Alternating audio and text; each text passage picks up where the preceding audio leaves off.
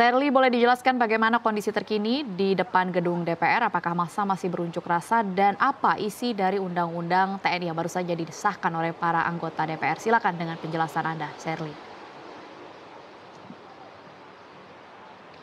Ya, Dida dan juga pemirsa, saat ini saya berada di JPO, tepat di dekat gerbang utama DPR RI, dan dapat kami sampaikan pada malam hari ini sudah memasuki lewat pukul 6 sore begitu ya. Namun saat ini massa aksi masih terus melakukan perlawanan ke arah dalam ke gedung DPR RI, di mana tadi baru saja kami melihat baru aja ada serangan begitu ya dari kembang api dari massa aksi, lalu juga dibalas oleh water cannon yang disemprotkan oleh petugas yang berjaga dari dalam gerbang utama gedung DPR RI. Dan kalau kami amati juga dari sini bahwa gabungan dari masyarakat dan juga dari mahasiswa memang sudah ada untuk melakukan aksi unjuk rasa sejak pagi hari tadi. Dan juga dapat kami sampaikan bahwa di sini sudah banyak sekali begitu ya yang melakukan vandalisme dan aksi bakar ban ini masih terus dilakukan oleh para mahasiswa, Dina. Dan dari adanya aksi unjuk rasa yang dilakukan oleh mahasiswa dari masyarakat, mengapa akhirnya mereka melakukan penolakan terhadap revisi Undang-Undang TNI yang baru saja disahkan menjadi undang-undang tadi pagi. Dan saya akan sampaikan, Dina, beberapa poin penting yang setelah adanya pengesahan dari Undang-Undang TNI ini, bahwa yang pertama bahwa TNI saat ini sudah bisa masuk ke 14 kementerian atau lembaga, di mana dulu ini perwira aktif ketika ingin menempati posisi kementerian atau lembaga syaratnya harus mengundurkan diri atau pensiun dulu.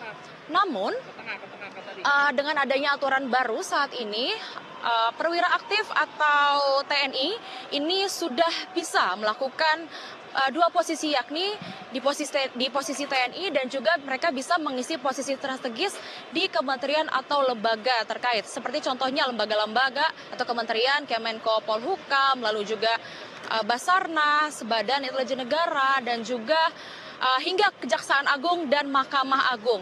Nah, untuk sisa dari 14 kementerian di luar itu, nah mereka untuk TNI ini masih harus tetap pensiun dulu. Tapi untuk 14 kementerian atau lembaga tadi, ini harus bisa mengisi posisi strategis begitu. Dan tadi saya sempat sebutkan, Dina dan juga pemirsa, bahwa ada Kejaksaan Agung dan juga Mahkamah Agung ini sudah bisa diisi oleh TNI. Ini juga akhirnya menimbulkan kekhawatiran dari masyarakat. Mengapa? Saya akan sampaikan sedikit alasannya, Dina dan juga pemirsa, bahwa ini agak sedikit membahayakan dan banyak kontra juga dari adanya pengesahan terkait dengan akhirnya Kejaksaan Agung dan MA bisa diisi oleh TNI. Yang pertama, lembaga hukum itu harus independen dan tidak boleh ada campur tangan dari TNI. Yang kedua, nantinya akan ada kebenturan kepentingan begitu, Dina, yakni apabila misalnya perwira TNI misalnya di Kejaksaan Agung atau di MA nanti akan menangani kasus TNI juga. Nah, itu terkesan tidak adil, dinilai tidak adil begitu.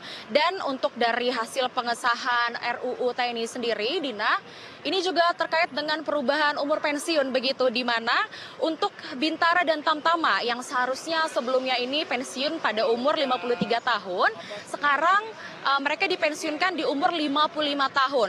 Lalu untuk kolonel ke bawah ini tetap di 58 tahun. Untuk jenderal-jenderal ini bintang 1, 2, 3, 4 sebelumnya mereka pensiun di usia 58 tahun. Namun untuk jenderal bintang 1 itu sekarang jadi 60 tahun, bintang 2 menjadi 61 dan seterusnya. Nah, kalau bintang 4 sendiri mereka akan dipensiunkan umur 63 tahun dan itu pun masih bisa diperpanjang oleh Presiden Indonesia.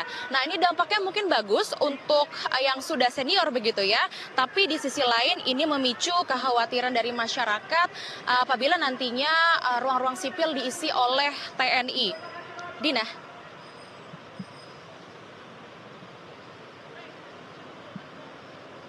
Ya, Sherly, selain dari dua fungsi dari TNI itu sendiri yang tadi sudah Anda jelaskan yang juga menuai kritik dari sejumlah masyarakat, boleh Anda jelaskan sebenarnya ada satu peran lagi atau tugas baru yang ditetapkan dalam undang-undang ini dari prajurit TNI. Bisa Anda jelaskan apa saja tugas baru tersebut? Ya, betul sekali Dina bahwa dengan adanya pengesahan revisi Undang-Undang TNI ini memang TNI akhirnya mendapatkan tugas baru, yakni selain mereka bertugas di dalam negeri, mereka juga nantinya akan melindungi WNI dan kepentingan nasional di luar negeri. Selain itu, TNI juga saat ini dapat menanggulangi ancaman cyber. Dan untuk saat ini Dina, kan ini sampai malam hari saja masa aksi ini semakin ramai saja ya, padahal sudah melewati pukul 6 dari ketentuan demonstrasi begitu, dan masih banyak masyarakat dan juga mahasiswa yang masih kompak untuk terus melakukan perlawanan untuk menerobos masuk ke dalam gerbang utama gedung DPR RI ini. Mengapa sebenarnya ini mendapatkan banyak kecaman dari masyarakat atau mendapat banyak penolakan dari masyarakat? Untuk pengesahan Undang-Undang TNI sendiri ini ada beberapa alasan, yakni ini terkait dengan militerisasi sipil, di mana nantinya militer bisa lebih banyak masuk ke ruang-ruang urusan pemerintahan dan juga sipil. Yang kedua, ini terkait dengan pelanggaran reformasi 1998. Pada dulu, tahun 98, kita sudah berupaya untuk terus memisahkan antara militer dan juga sipil. Namun pada saat ini menjadi campur kembali, Dina. Dan dengan adanya pengesahan ini, masyarakat menilai bahwa ini akan terjadi kekurangan akuntabilitas begitu. Dengan lebih baik kewenangan, ini masyarakat banyak yang bertanya-tanya nanti bagaimana pengawasannya. Lalu dengan peningkatan kewenangan TNI dalam negeri untuk dari urusan cyber, dari hingga keamanan luar negeri yang tadi sudah saya sampaikan Dina, ini makin luas saja perannya untuk TNI sendiri. Dan yang terakhir nanti akan ada beban APBN dan juga profesionalisme dari TNI, di mana usia pensiun yang lebih panjang bisa menambah beban keuangan negara dan memperlambat regenerasi di TNI. Kalau kita berbicara ini sebenarnya maju atau mundur, Dina? Nah, ini sebenarnya bisa dibilang angka besar, namun ini memunculkan banyak sekali kontroversi begitu ya. Reformasi yang sudah diperjuangkan sebelumnya di tahun 98 ini bisa saja terkikis, dan apabila aturan ini memang tidak berjalan dengan baik. Kita akan lihat ke depan ya, Dina dan juga pemirsa.